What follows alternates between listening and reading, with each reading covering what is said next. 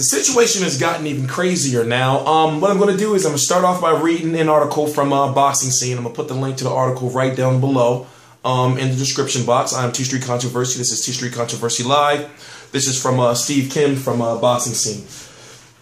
While there are reports of IBF Junior middleweight belt holder Cornelius Bundrage, 34-5 with 19 KOs, facing WBC Champion Miguel Cotto in June, there is the distinct possibility that Bundrage could instead be facing Desert Storm Timothy Bradley, 31-1-1 with 12 KOs. Promoter Bob Arum confirmed that Top Rank, which handles Bradley, has had serious discussions with Bundrage, and he described the talks as good.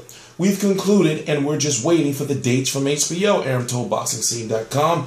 Could Bundrage Bradley be paired with Felix Verrejo June 13th at the Madison Square Garden Theater? That's a big possibility. We'll see. Or maybe it'll be done in Mexico City, said Arum. So if not Bundrage, who's Cotto going to fight in the summer? Arum quipped it, well, let him fight his advisor. Earlier today I did a video about Miguel Cotto possibly fighting Cornelius Bundrage. Me personally, I didn't believe it was going to happen. I've been hearing Jorge Heiland a lot. Tureano Johnson once saying that. But now it's looking like, in my opinion, it's looking like Cotto versus Bundrage makes a lot more sense to me than Cotto versus Bundrage. Because for one, Cotto should be fighting Gennady Golovkin at the end of this year. Him going after Bundrage and going after 154-pound IBF title makes me think he's trying to ease the flack off of fighting Golovkin at 160 by getting the 154 title shot. You know, so Jorge Heiland is ranked #1 by the WBC. You have the silver champion being Tureano Johnson. Then you have the interim champion being Gennady Golovkin, and you have the 160-pound champion with the WBC being Cotto. So basically, it's supposed to be Cotto versus Golovkin. Winner of that gets Tureano Johnson. Then after that, get Heiland. But if Cotto fights Heiland, which Tureano Johnson and Garrett Shaw Productions are against, then basically Heiland will be leapfrogging the WBC Silver and Gennady Golovkin and getting a shot at Cotto. But what it's looking like right now, honestly, listen, this whole Cotto thing is looking crazy because we know it's no Canelo fight right now. We know he's not fighting GGG right now. And there's so many other fights that fans would want to see, but we know that he's not going to fight him, so we don't even bring guys like Laura up. So it's tough because now it's like, okay, well, who is he going to fight? And I'm hearing from strong sources that the money that's been offered to Bundrage is not going to be offered by anyone else. And Bob Arum is actually spending some good money. Maybe it's despite Cotto, maybe it's not. We don't know.